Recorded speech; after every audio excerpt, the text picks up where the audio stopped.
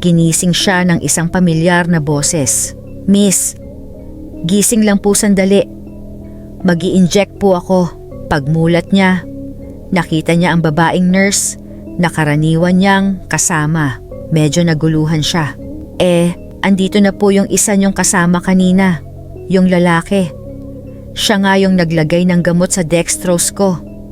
Kanina pa siya dito. Binabantayan pa nga ako. Napahinto ang nurse.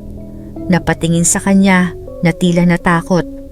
"Miss, wala pong lalaking nurse dito sa floor na to. Kami lang po ng isa ko pang kasamang babae ang naka-duty." Napalunok si Mia. "Hindi po. Sigurado ako. Naka-uniform siya. May dalang tray, parang sa inyo rin." "Nurse siya, oo."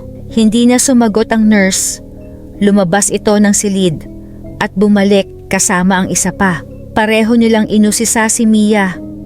Pareho ring may takot sa mga mata.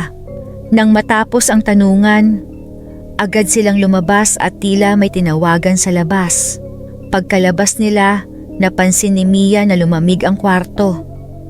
Humahangin ang aircon kahit walang gumalaw ng remote. Tahimik. Sobrang tahimik. Hindi niya alam kung ano ang iisipin.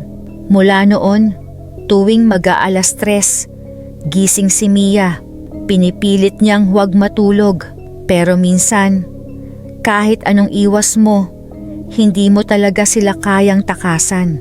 Kasi kapag may pumasok sa silid mo at inabot mo ang braso mo, siguraduhin mong tao ang kausap mo.